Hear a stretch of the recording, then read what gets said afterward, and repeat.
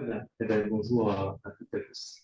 Je vais vous raconter, donc j'ai pris parti donc, de vous raconter des choses qui sont un peu reliées à la thèse de Claire. Voilà. Au moins, il y a une personne qui soit intéressée. En fait.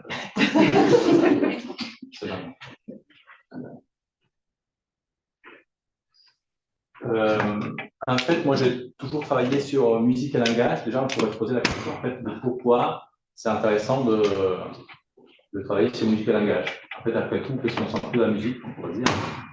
Euh, c'est beau, c'est sympa, mais c'est pas essentiel si on n'est pas musicien, si on n'a pas de compétence musicale dans la société, on peut tout à fait. Il y en a un qui arrive tout à fait à survivre, pas moi. Mais... Et en fait, je me pose dans un cadre un peu l'approche comparative euh, qu'on peut retrouver en fait quand tu dis le modèle animal aussi. On va comparer les compétences humaines aux primates non humains ou d'autres animaux. Et c'est un peu de la même manière, en fait. Je pense que comparer, c'est un choix intéressant. Et parce que c'est mettre ensemble les pièces d'un puzzle que nous avons l'impression de savoir. On se dit, ah oui, mais on connaît bien les sciences cognitives, moi je sais tout, les cases, la mémoire de travail, mais en fait, poser la question à n'importe qui, c'est quoi la mémoire de travail, c'est quoi une représentation? Et là, vous allez voir, c'est quoi une représentation? C'est une des questions terribles que je pose en général au niveau HDR. Et les gens vont se fondre. C'est méchant de poser la question. Qu'est-ce que c'est une représentation? Et pourtant, ce serait la base. Voilà, dans la thèse d'éclair, le mot représentation, ça revient plein de fois. Je ne vais pas vous la question. Ça se fait pas dans une thèse, c'est mal poli.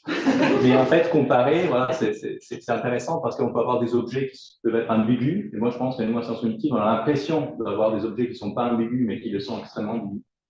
Et du coup, il faut avoir plusieurs points de vue. Et en rajoutant des points de vue, voilà, on peut obtenir peut-être, Inch'Allah, comme on dit à Marseille, un jour avoir une compréhension meilleure de quels sont ces objets que les étudiants, que nous avons l'impression de maîtriser.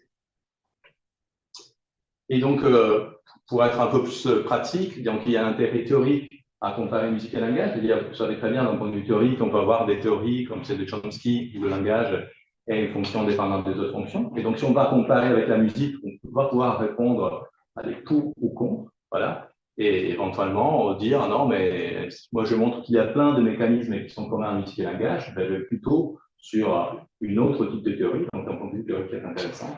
Et en fait, le langage est émergente dans le système, dans un ensemble de compétences cognitives et les humains. Et bien sûr, ça a une répercussion aussi en sciences cognitives, en neurosciences, qu'en fait, au final, la question la plus délicate, je pense, dans notre domaine, c'est de dire, mais en fait, que sommes-nous en train de publier? Et en fait, la question Claire a essayé de poser, on voit bien la complexité de dire, mais qu'est-ce que c'est la conscience chronologique? Enfin, c'est pas évident. Et donc, qu'est-ce que fait le cerveau? Donc, moi, en tant qu'ingénieur scientifique, je me pose aussi la question, qu'est-ce que fait le cerveau? Donc, quelle est la validité biologique de cet objet que nous avons défini en sciences cognitives, souvent sur la base d'études du 19e siècle de linguistique? C'est souvent le cas. Qu'est-ce que c'est la syntaxe, par exemple? Un très bel exemple. La syntaxe a été définie, je ne sais pas à quel moment de l'histoire, je ne suis pas un linguiste, un historien de la langue. Mais par contre, on la retrouve aussi, les gens ils étudient la syntaxe pour le cerveau. C'est ce qu'on appelle le cerveau, et lui, il s'en fout complètement des notions syntaxe. Donc, il y a d'autres manières de faire. Et donc, l'approche comparative peut permettre de décrire ça d'une manière différente. Et que peut-être, ça serait intéressant pour le cerveau, peut-être pas. Et bien sûr, ça a des répercussions pédagogiques et thérapeutiques, parce que bien évidemment, comparer la musique et le langage, ça permet éventuellement de savoir dans quel contexte, dans quelle mesure on peut utiliser la musique pour intervenir lorsqu'il y a un public. Et donc, il y a plusieurs manières de comparer, comme dans la vie, comme dans la politique, on peut s'intéresser aux différences ou aux similarités. En science aussi, on peut le faire. En général, les bons scientifiques vont faire un peu de tout. Voilà, c'est pas comme ils vont pas prendre parti.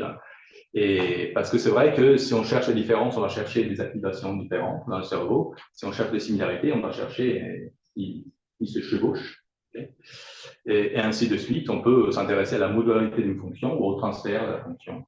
Et ça, c'est les différentes possibilités de chercher des différences et des similarités sans essayer de pas trop prendre parti et garder cet aspect de la vraie neutralité du scientifique. Elle est là, je pense. Elle n'est pas de pas faire des manifs, elle est plutôt de ne pas prendre parti sur des hypothèses scientifiques. Et Bien sûr, il y a plusieurs manières de comparer. Je vais vous présenter aujourd'hui, je vais vous en présenter quelques-unes. On peut avoir une approche plutôt musicologique ou linguistique. On peut s'intéresser aux bases neurales, aux dynamiques neurales, ou on peut s'intéresser aux aspects d'interaction, plutôt l'effet de la musique sur le langage. Et bien sûr, il y a tout un. On va s'intéresser aussi aux effets long terme, donc l'effet d'expertise et éventuellement beaucoup à la rééducation. Et on peut s'intéresser aussi au modèle animal. Je ne vais pas vous parler d'autre. Et donc, comme je vous disais, en fait, pour moi, c'est vraiment la question la plus complexe. C'est que va-t-on comparer, en fait, qu'est-ce que c'est, après tout, le traitement du langage, qu'est-ce que c'est dans la musique. Donc, on a bien sûr besoin de réduire à des fonctions plus basiques quand on va étudier ça. C'est trop compliqué. Je m'intéresse au langage. Oui, mais c'est trop grand. Et la manière dont nous allons découper ça en petites cases et le petit détail qu'on en mettrait dans la case, c'est ça qui est intéressant quand on s'intéresse aux deux. Parce qu'on peut se rendre compte en fait assez vite que si on part des descripteurs, je dirais, linguistiques et musicologiques, on a des labels qui sont complètement différents. Il n'y a jamais voilà, c'est rare de trouver le même terme. Alors que pourtant, on sait très bien que musique et langage partagent énormément de choses, et donc on peut essayer déjà tout de suite de dire, tiens, mais en fait, du coup, ça ne me convient plus, moi, la syntaxe, ça me gêne, en fait, comme terme. Voilà, la prosodie, ça me gêne aussi comme terme. En fait, tout ça, ça me gêne. Chercher ça dans le cerveau, pas que ça me gêne en soi, c'est très bien, hein, c'est ce qu'il y a lui dans la salle aussi. Moi, je parle en et après, on va essayer de voir comment le cerveau, lui, va implémenter un certain nombre d'opérations. Et j'ai envie d'avoir des mécanismes qui soient les plus génériques possibles. Et du coup, on peut, je pense, en neurosciences et sciences cognitives, se rendre vite compte que le langage et la musique partagent tout un tas d'opérations. Déjà, l'analyse du son, l'identification du son, le reconnaître, créer le lien entre un son et une action, c'est essentiel à la musique, mais c'est essentiel aussi dans le langage. Construire une séquence temporelle qui maintient les sons, ça c'est un peu la même travail, mais c'est un peu la syntaxe aussi. Après tout, on se rend compte, parce que surtout si on met des règles dedans, ces règles, il faut bien sûr les trouver, il faut les mémoriser. Il faut avoir un endroit où on puisse mémoriser un certain nombre pas seulement de règles, mais aussi avoir un lexique, donc des éléments basiques, des mots, mais aussi la musique. Ça, c'est un lexique, c'est une gamme musicale. Ça, c'est un arpège, même si vous ne savez pas que c'est un arpège, vous avez ça dans votre lexique. Et bien sûr, diriger l'attention, sélectionner l'information pertinente, donc, et tout ça jusqu'à l'aspect d'interaction, de communication. Là aussi, les musiques et langage, elles sont là aussi pour permettre de communiquer. Pas forcément sur les mêmes fonctions au sens là, au sens haut niveau, parce que le langage est référentiel, la musique n'en est pas. Mais l'idée, c'est ça. Donc, quelques exemples d'études qui se sont intéressées à ça. Donc, si on s'intéresse déjà à aspects de structure, donc là, on va s'intéresser à des aspects plutôt métriques, donc de distribution d'accents. On se rend compte qu'un langage comme la musique, les accents, en fait, ils ne sont pas distribués d'une manière aléatoire. Donc, il y a des langues où ces accents sont très réguliers, d'autres langues comme l'anglais, où ces accents sont un peu plus irréguliers. Et d'ailleurs, les francophones ont vraiment du mal à placer les bons accents en anglais. Ils vont plutôt lire télégraphique communication. Voilà, ça va être plutôt l'accent classique qu'on pourra trouver. Et donc la musique aussi, donc c'est aussi des genres différents. D'ailleurs, assez souvent, c'est même d'un point de vue, je dirais, presque philosophie politique, c'est intéressant, comme les communautés se parlent pas. Et au même moment, il y a des gens qui développent des théories en disant, ah oui, mais il y a quand même des récurrences, donc régularité dans les structures accentuelles d'un langage. Il y a des gens qui élaborent le même cadre pour la musique, où là, bien sûr, c'est très évident, il y a l'aspect temporalité est beaucoup plus structuré en musique, et donc il y a des temps qui sont forts, des temps qui sont faibles. Et donc cette distribution d'accent, elle est assez régulière.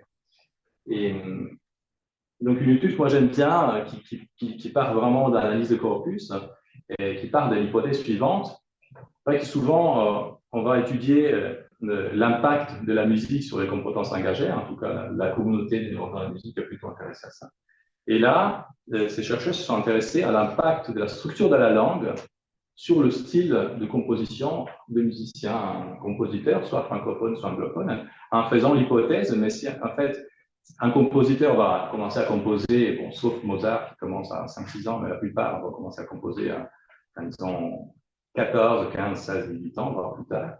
Et donc, ils ont déjà une maîtrise de la langue. Dans quelle mesure la structure rythmique de leur langue va influencer la structure rythmique de la musique qu'ils vont composer. Et donc, ça, c'est ce qu'ils ont fait. Donc, prenant des compositions de compositeurs anglophones ou francophones, bien sûr, sans chant, pas lyrique, hein, pour éviter ça. Et donc, sur de compositions de symphonie, on retrouve en fait cette même déséquilibre avec la langue anglaise qui a beaucoup plus d'irrégularité entre les accents et aussi la musique écrite par des compositeurs anglais qui aussi maintient cette différence par rapport aux compositeurs français. Donc, je trouve ça une manière assez élégante aussi d'étudier le cerveau. Ça. Tu peux nous dire ce que c'est NPVI en Ah oui, pardon. En fait, tu vas mesurer la différence, en fait, la variabilité entre les accents en termes de durée. Okay? Donc, si tu as deux notes qui sont pareilles, donc tout, voilà, là, tu prends l'intervalle entre deux notes et tu regardes la variabilité.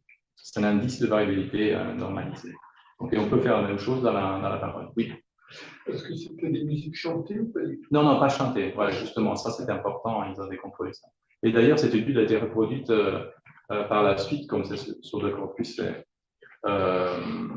c'est sur plein d'autres langues. Voilà. Donc, vous pouvez la trouver aussi sur une quinzaine de langues. Donc, il y a vraiment un lien entre la structure rythmique de la langue et le style des compositeurs. Alors, on peut s'intéresser aux propriétés. Alors, moi, j'aime bien en fait cette idée de trouver des propriétés. C'est assez compliqué. Alors, ça m'intéresse la notion de propriété aussi parce qu'après, on peut voir si ces propriétés sont maintenues aussi dans le système nerveux. Donc, pour un neuroscientifique, c'est assez intéressant.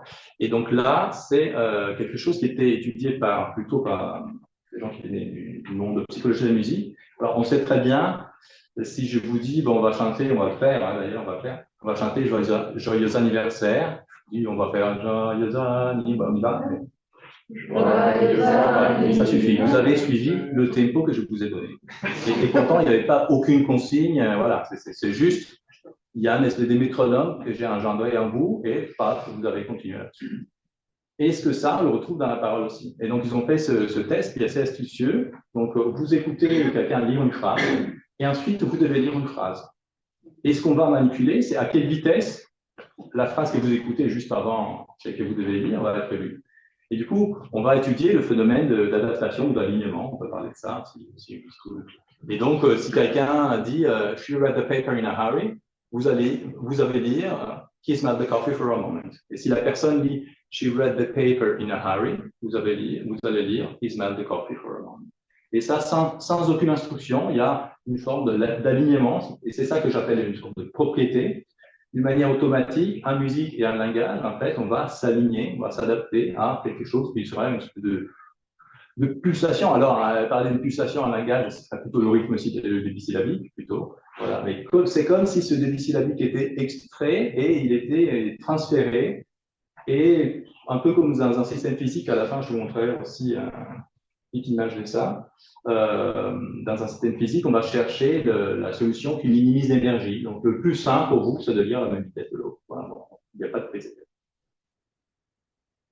Donc, on peut comparer des soubassements neuronaux. Alors, nous, on a fait une étude qui était assez pointue parce qu'il y a un gros débat là-dessus de savoir à quelle échelle on va chercher. Donc là aussi, il y a pas mal d'études qui ont montré des différences, mais d'autres qui ont montré des similarités. Et on ne sait jamais, mais en fait, à quelle échelle.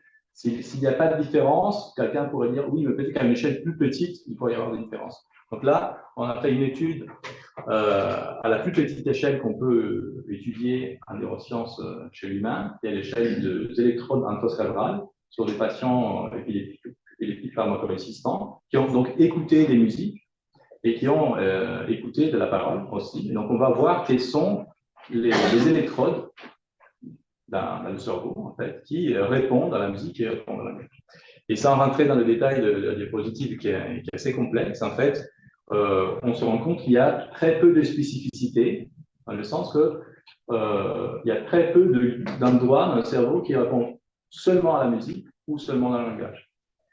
Et si ça, c'est le cas, des fois, ça peut arriver. En fait, alors c'est un peu compliqué d'expliquer, mais dans le signal neuronal, en fait, on a l'habitude de regarder dans plusieurs bandes, plusieurs rythmes, des rythmes lents, des rythmes rapides.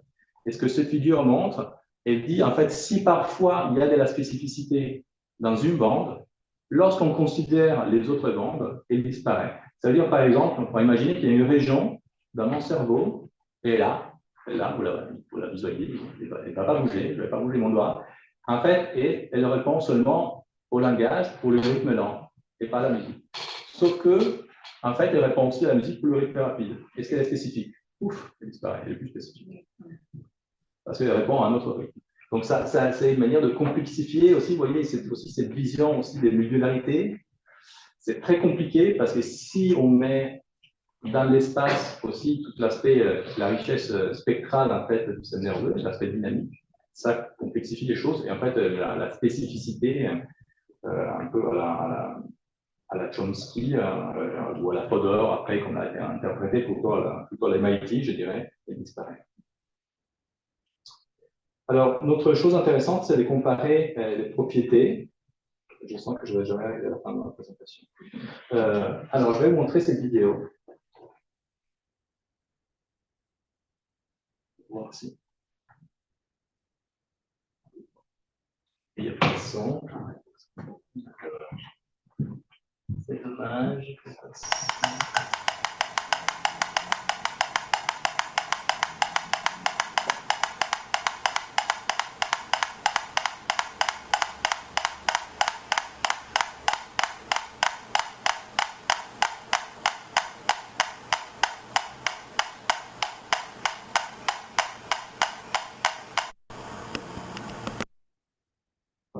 Donc ça s'appelle voilà.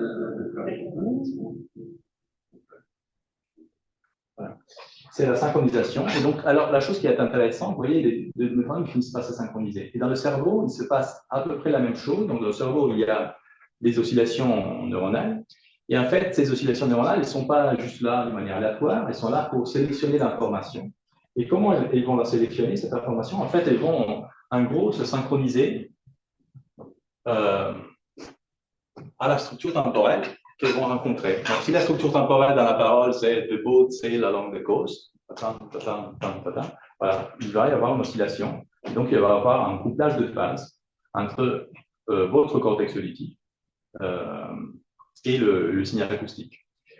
Et donc, avec l'idée que plus il y a ce couplage de phases, plus en fait, votre système va être performant dans la sélection et l'interprétation de l'information.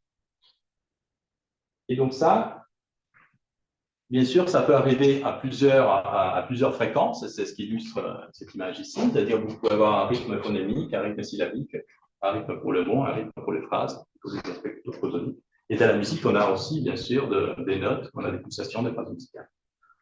Donc, encore une fois, avec cette idée qu'il y a de multiples rythmes, ces multiples rythmes sont dans le cerveau, ils sont aussi dans le langage de la musique. Et donc, on le retrouve effectivement lorsqu'on va faire écouter, par exemple, à quelqu'un une pulsation, en fait, à 2.4 Hz, ça va faire plutôt ça. On va retrouver dans le cerveau un pic à 2.4. Alors maintenant, si on dit à la personne, maintenant imagine qu'il y a un accent tous les deux. On lui fait écouter la même chose. 1, 2, ça. Et bien, on va trouver un pic à la moitié de la fréquence qui va se rajouter. Après, on peut lui dire, maintenant, c'est une fois sur trois, etc. On peut jouer là-dessus. Mais le stimulus, c'est toujours le même. Vous voyez que du coup, en fait, dans le langage, c'est exactement la même chose. On peut faire des expériences similaires. Donc, on peut mettre des mots qui ne sont pas reliés entre eux, ou alors des mots qui sont reliés, le chat gris, par exemple, chat gris, chien rouge, par deux, ou alors chat gris, mort, chien. Là, on a 4 éléments qui sont reliés. Et en fonction du lien qu'on va créer avec ces éléments, on va retrouver la réponse au rythme de mots, là c'est des mots monosyllabiques, au rythme de 2 mots, ou alors au rythme de 4 mots. Donc, en fait, on va grouper, hein, on a parlé de séquentialité tout à l'heure, et ça se reproduit, ça se retrouve dans le signaux neuraux.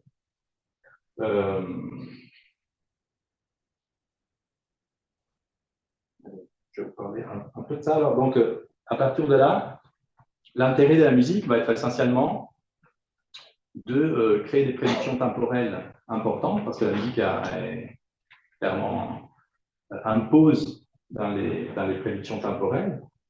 Et donc, on peut jouer un peu là-dessus, comme par exemple dans cette étude où on a fait écouter une amorce rythmique. En fait, on a fait toute une série d'études, on fait écouter des amorces rythmiques qui précèdent une phrase. Dans ce cas-là, la phrase, c'est le scandale au Sénat, et on peut voir ta ta ta ta ta ta qui précède, ou alors ta ta ta ta ta ta, donc avec l'accent qui est pas bon, le scandale au Sénat, c'est pas bon, c'est le scandale, donc ta ta ta ta ta ta ta ta ta.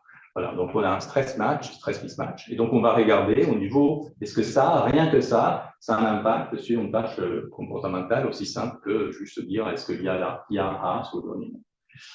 Et donc pas seulement il y a un effet comportemental, mais il y a aussi un effet de discordance, on va dire, entre lorsqu'on entend la phrase qui suit le mauvais rythme, c'est comme si pour le cerveau, ça collait pas. On appelle ça mismatching activity. Pour les gens qui connaissent, mais c'est une espèce d'onde de discordance, une réponse d'ailleurs assez automatique, comme si le cerveau avait vraiment intégré qu'il y a une structure temporelle, on s'attend à certaines structures temporelles, et si c'est du langage ne colle pas, c'est détecté. Et donc,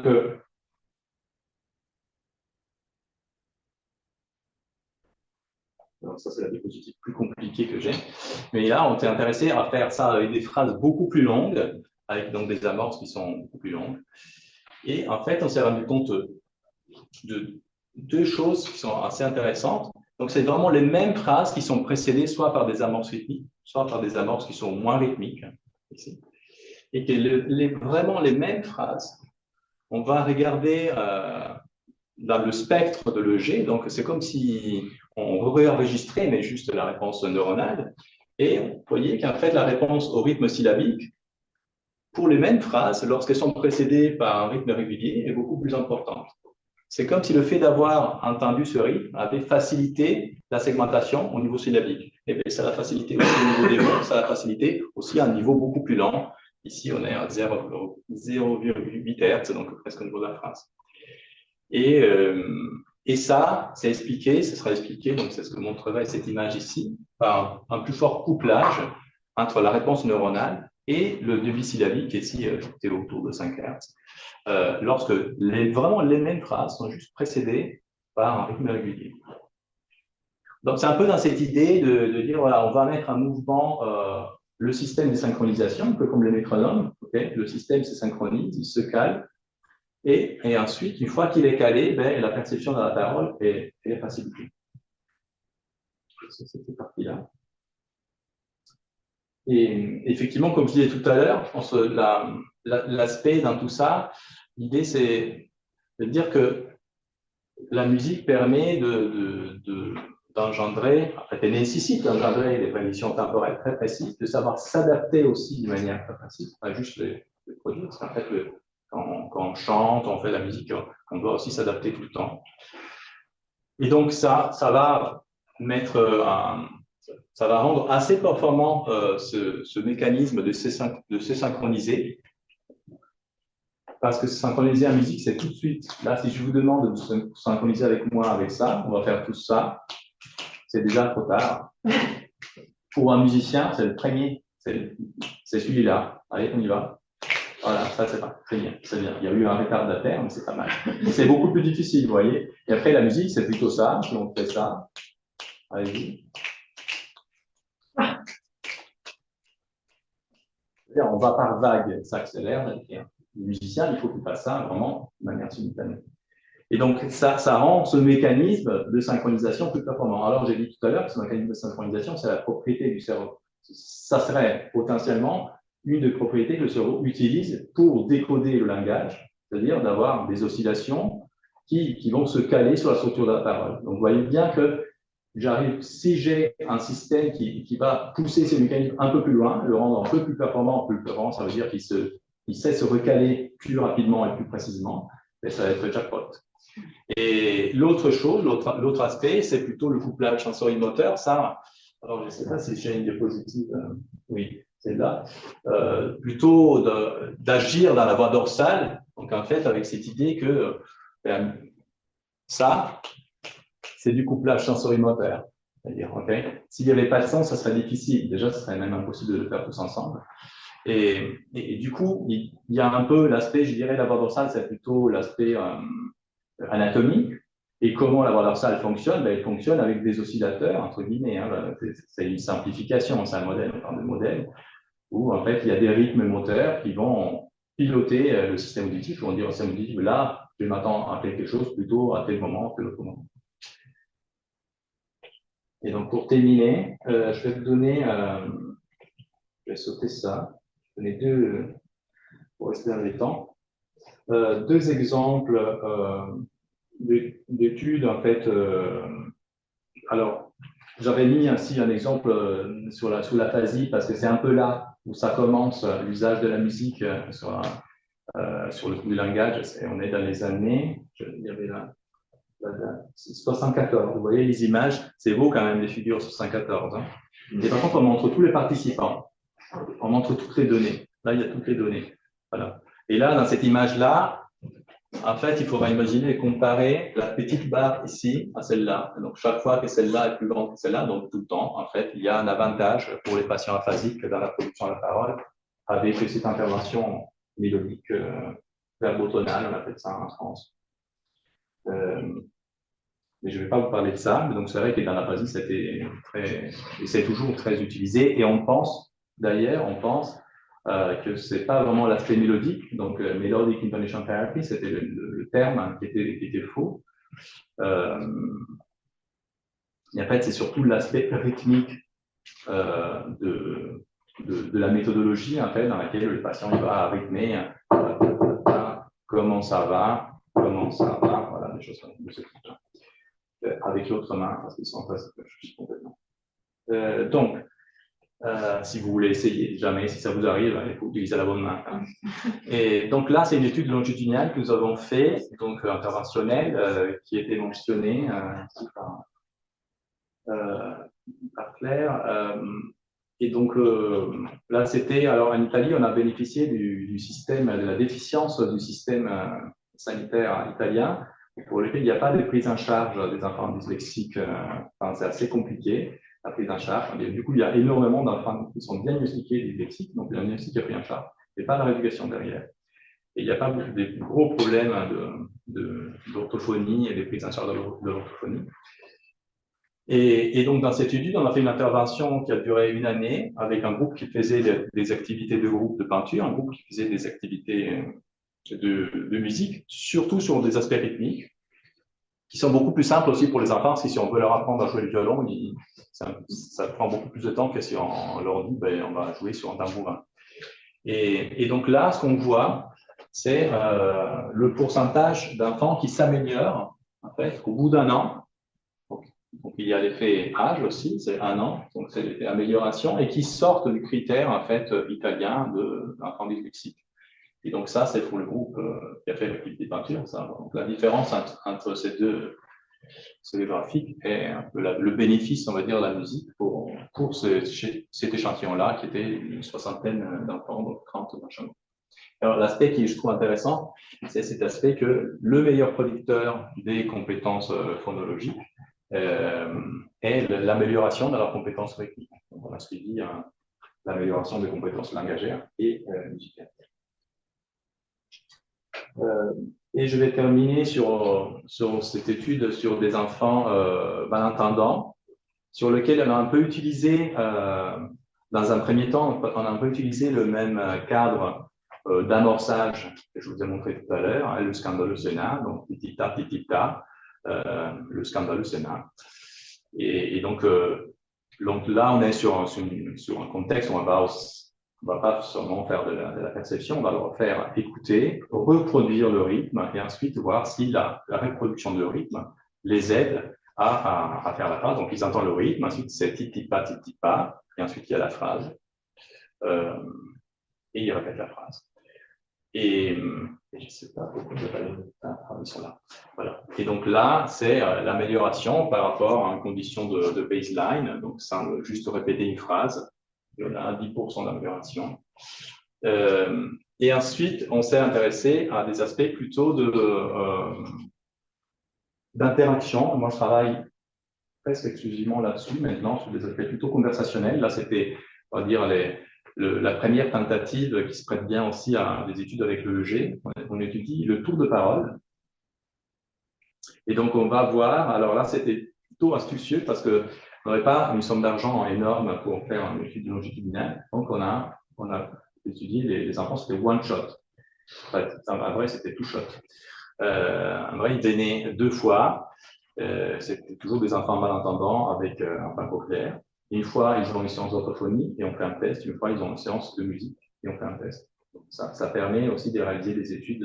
Bon, il faut avoir un indicateur qui soit assez sensible et qui par exemple, avec des déficiences intellectuelles, j'imagine que sur 30 minutes, on ne verra pas grand-chose. Voilà, bien sûr. Donc, ça, c'est. Et ici, on s'est intéressé donc à qu'est-ce qui se passe dans une interaction lorsque l'interlocuteur en fait va parler au mauvais moment. Et donc on voit sur les enfants normaux-entendants que lorsque un rouge, l'interlocuteur va anticiper un peu son tour de parole, il va y avoir une réponse un peu de discordance. Je ne m'attendais pas à ça, un peu comme je vous ai montré tout à l'heure, cette onde de discordance. Qu'on voit pas très bien sur les enfants en attendant après une intervention classique de type auditive et qu'on voit beaucoup plus clairement après 30 minutes d'intervention rythmique. Et je pense que c'est à peu près tout ce que je veux raconter. Voilà, ça c'est un peu les gens qui ont participé à ces études, donc je vous remercie pour votre attention.